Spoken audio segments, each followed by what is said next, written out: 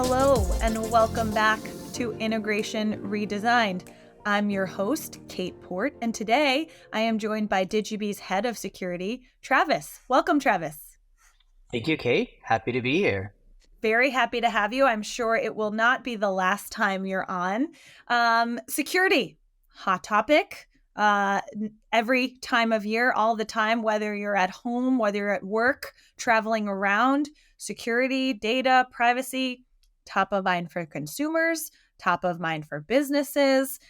We hear about all kinds of breaches. I think the latest one had to do with Xfinity or Comcast customers exposing all kinds of data and information. So I'm certainly looking forward to learning a little bit more about security and how that gets processed. Of course, I know the insider scoop because Travis and I work together every day. But Travis, from your perspective, what are the top priorities for a head of security? Thanks, Kate. So, it's a pretty wide range. But specifically, here at Digibee, I really base all my priorities off of customer trust.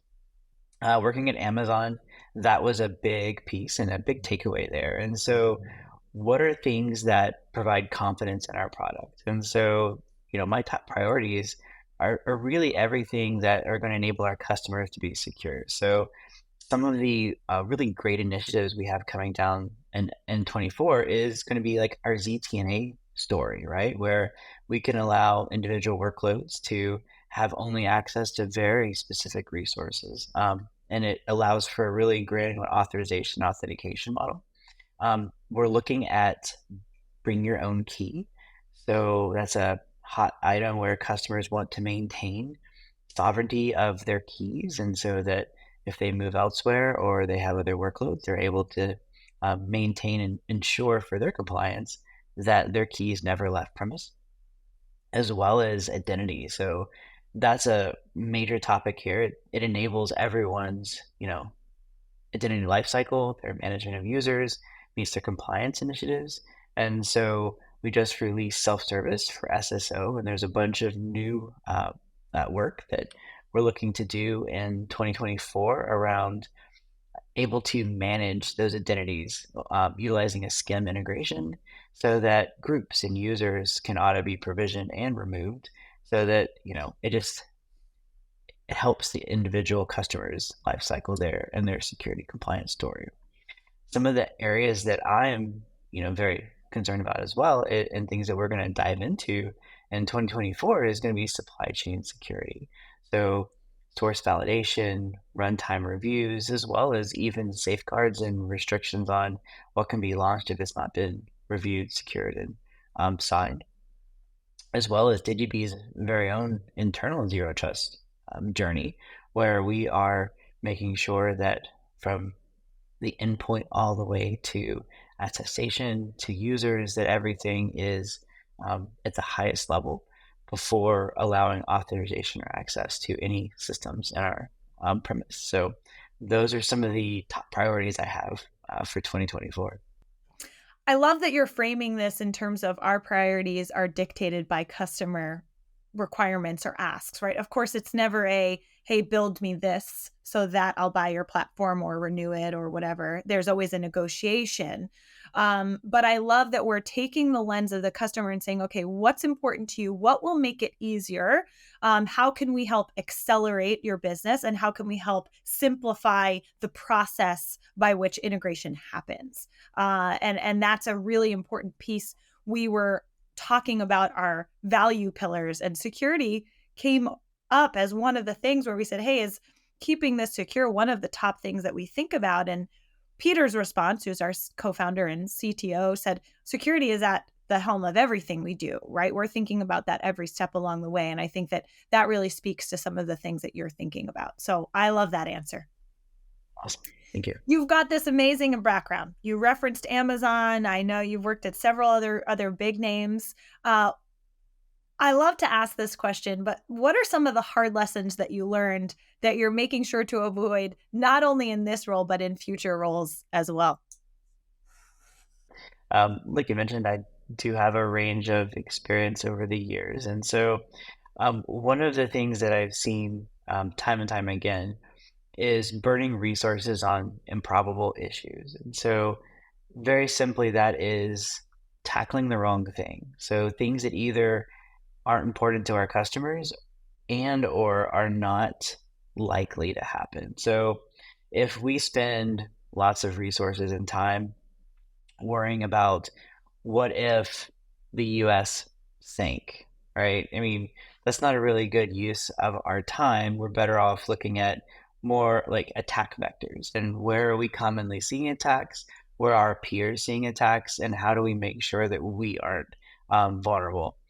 Similarly, also hiring in the wrong locations. So, for instance, the typical cartoon character that has the giant arms but the little stick legs. I've seen this over and over and over again in a lot of different organizations where maybe you have a leader that had like really dislikes certain disciplines of security. And so for whatever reason, they don't hire in those areas. And so the what inevitably happens is that's where you start having problems. And so like if you didn't hire in defense, then as soon as you have an incident, you have a massive problem because you haven't invested and haven't put that time in and built those leg muscles up, for instance. So, making sure that we have a well rounded program and that we're hiring in all the areas to ensure that, you know, we are moving forward in a healthy and structured way based on our risk tolerances and our customer needs.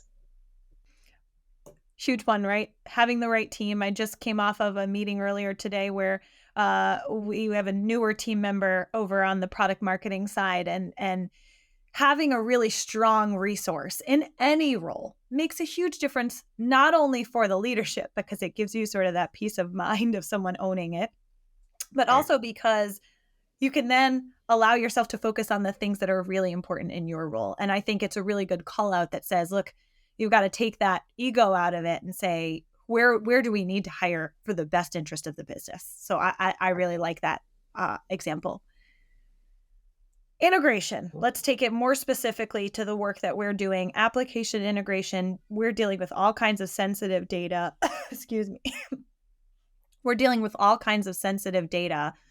When we think about security within integration, what does that mean to you? And what about security and the future of Digibee? I mean, obviously, we talked about the priorities, but when you think about the things that are top of mind within integration, uh, what does that mean to you? Sure. And so, like I mentioned, some of the FY24 priorities definitely will play into that, specifically around integration. But to me, security and integration means providing the tools, the guardrails, and capabilities so customers can have a default secure development practice, lifecycle, and deployment. However, we also have to allow for legacy integrations. And sometimes, as we all know, those may not be able to meet those security standards. And so allowing customers to, by default, have the strongest, say, TLS ciphers or the best, you know, like the strongest AES levels of encryption that we can provide, but also understanding and allowing them to utilize older protocols so that they are able to do their integrations. Now, that also means that, on our side, when they've built these integrations, we make sure that they have a secure platform to run it on. And so all that goes on behind the scenes, we take care of that. And so making sure that there is confidence in, our infrastructure, our uptime, our ability to handle incidents and denial of service attacks, even because these customer workloads are business critical. So that's all kind of wrapped up in what does a security mean for integration company.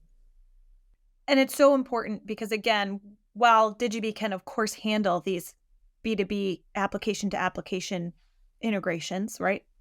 Right. Um, we're very much focused on those complex, business critical, mission critical use cases. And you have to be thinking about that along the way. So, what I love that you've brought to the organization is that we're thinking about integration from security from the very start of the process, as opposed to an afterthought like, oh, yeah, we should have this. And I think Right. that that becomes sort of that ethos where it's a part of what we do and how we do it. Right. Well, Travis, Absolutely. thank you so much for joining us today. Thank you, Kate.